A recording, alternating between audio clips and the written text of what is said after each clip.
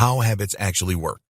After identifying all of your bad habits, it is natural for you to be eager to break them all quickly. But you need to be patient when it comes to breaking habits and forming new ones. There is no quick fix for this no matter what anyone tells you. Some methods work faster than others do, though. It is going to take time to break a habit and form a new one.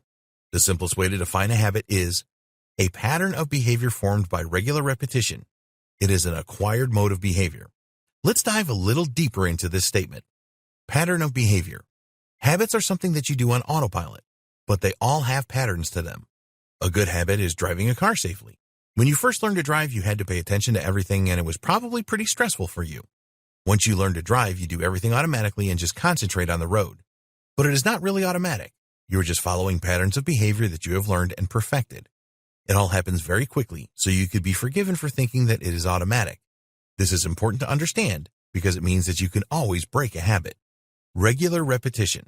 This is a strong clue that it takes an amount of time to form a habit. You need to do it regularly and repeat the process. This actually takes effort in the beginning, and you will need to apply effort when you form new empowering habits. Acquired mode of behavior. A good or bad habit didn't just turn up in your life one day. You had to acquire it. You made a conscious decision that you wanted to create the habit, and then you put time and effort into it. Every habit starts somewhere. You had to learn how to implement the habit. Some are easier to learn than others. There is no singular formula for habit formation. Everyone is different. If you are someone that is naturally active, then going to the gym on a regular basis will be an easier habit for you to form than someone who is not inclined to do this. If you have led a sedentary lifestyle for a long time, then it will be much more of a challenge for you to form a going to the gym habit. Different habits require different approaches. If you want to quit smoking, for example, then this will require a very different approach to wanting to go to the gym 3 times a week. There is no single formula for habit formation. Don't believe anyone that tells you that there is.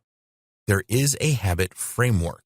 Please don't think at this point that it is going to be too complicated for you to break bad habits and form good new ones. There is a framework that you can use for new habits that will work every time for you.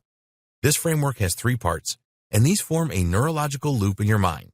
They are remind, routine, reward.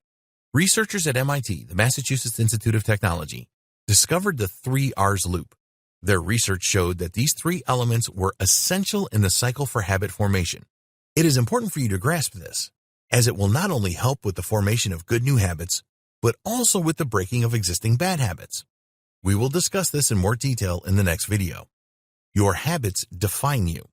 Here's something that you must know. Your habits define who you are. The routines that you run every day of your life are responsible for what you do and how productive you are, and will be responsible for how you run your life and even your happiness. So the question is, are you in control of your habits, or do they control you? The answer to this is both. You can always control your habits. This is what this training is all about. But remember that habits are powerful, and once you establish them as part of your everyday routine, then you will execute them on autopilot. Your habits become a part of you, and if you are not careful, they can control your life. If you have an alcohol or drug habit, then this can soon become an addiction that spirals your life out of control. It will take some serious commitment and effort to break a habit like this, but the good news is that it is possible. You want good habits to control you. If a habit is doing you good, then you want it to control you. People often become anxious about something controlling them, but this is not always a bad thing. If you have a habit of exercising regularly, then it is good to be controlled by this. The same goes for cleaning your home every week. Always finishing the things that you start, bathing every day, and cleaning your teeth morning and night. There are some habits that you need to be happy about having control over you. In the next video, we will take a detailed look at the habit formation process and breaking bad habits.